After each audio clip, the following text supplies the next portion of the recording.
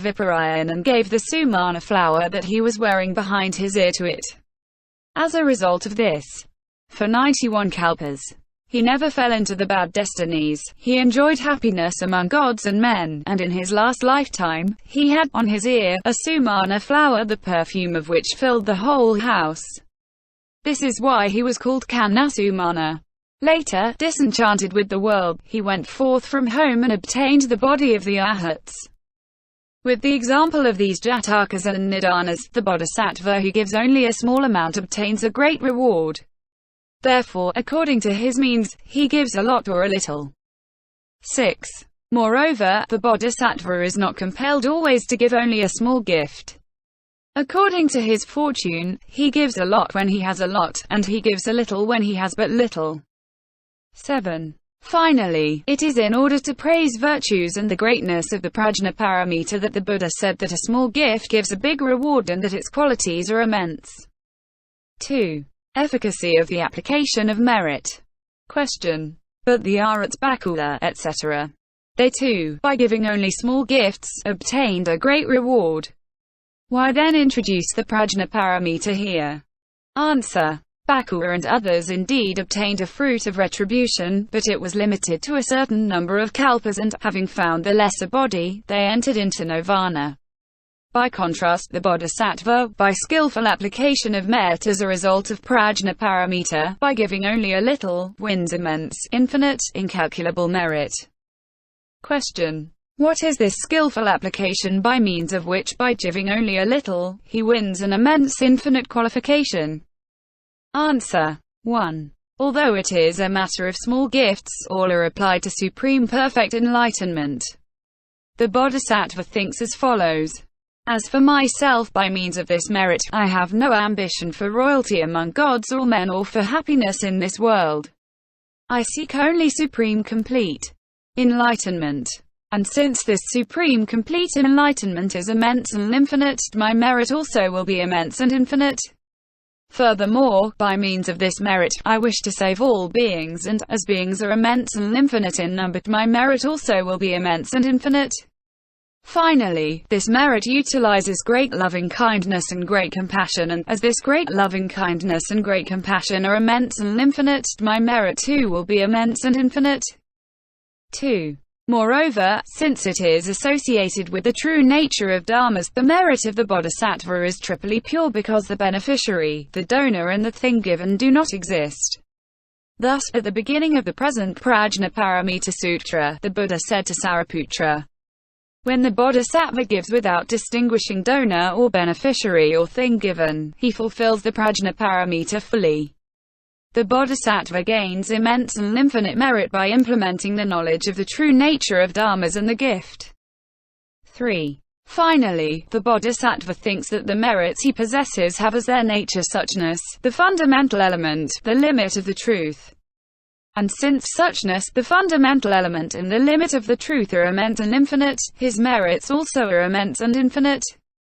Question. The bodhisattva mahasattva who considers the true nature of dharmas knows that suchness, the fundamental element, the limit of the truth are in their nature unconditioned and cessation. How can he still have a mind and create merit? Answer. The bodhisattva has, for a long time, practiced the mind of great compassion. At the very moment when this mind of great compassion arises, he says to himself, beings do not know this true nature of dharmas and I must help them find it. By the power of the perfection of exertion, he returns to practicing the causes and conditions of meritorious action, and by means of this perfection of exertion, he maintains the mind of great compassion. Thus when a fire on the point of being extinguished encounters the support of wind and fuel, it is revived.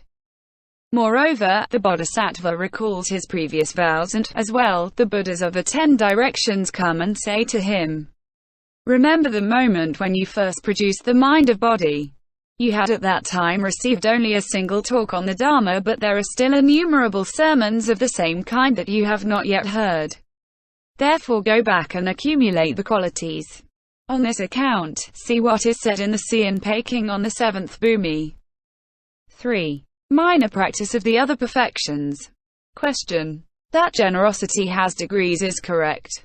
That morality, of which the fivefold discipline, the discipline of 1 day and 1 night and the tenfold discipline make up a part, also is composed of degrees is evident. These are material things where it is possible to establish differences. But as for the other perfections, patience, exertion, meditation and wisdom, how can degrees be distinguished there? Answer. We may know that all involve degrees. A. Minor practice of patience. Thus, patience is of 2 types. 1. Physical patience. 2. Mental patience. Even though the body and the voice remain motionless, physical patience cannot prevent the mind from becoming agitated, for it is a minor patience, incapable of controlling the mind. In mental patience, on the other hand, body and mind both remain patient like a piece of wood. Furthermore, an individual who has minor patience does not react if someone strikes him or insults him. An individual who has major patience makes no distinction between the insulter, the one who is being insulted, and the thing to injure. Finally, patience with regard to beings is minor patience. Patience with regard to things is major patience. These are the distinctions to be made concerning patience. B. Minor practice of exertion. Exertion is of 2 types. 1. Physical exertion and 2. Mental exertion.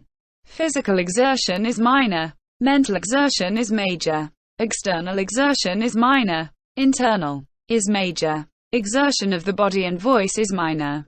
Exertion of the mind is major. Thus the Buddha said that mental action is very strong, and this is how the angry great RSIS were able to destroy entire kingdoms by a mental act. Furthermore, it is by means of the body and the voice that the 5 sins of immediate retribution involving a very serious fruit of retribution, viz. remaining in Avicii hell for a kalpa. Mental action is even more powerful, for by it one succeeds in being reborn in the sphere of neither conception nor non-conception with a lifespan of 84 great kalpas, or also in remaining in the Buddha fields of the 10 directions with an unlimited lifespan. This is why we know that physical and vocal exertion are minor, whereas mental exertion is major. Finally, a sutra says, destruction of physical, vocal and mental actions, the unmovable is the major exertion, whereas the movable is the minor exertion. This is what is called minor exertion. C. Practice of minor trance. The concentrations of the desire realm and those of the anantaya preliminary absorption of the first dhyana, not being liberated from desire, are described as minor. Compared with the second dhyana, the first dhyana is minor and so on up to the absorption of cessation. The impure dhyanas are lesser, whereas the pure dhyanas are greater.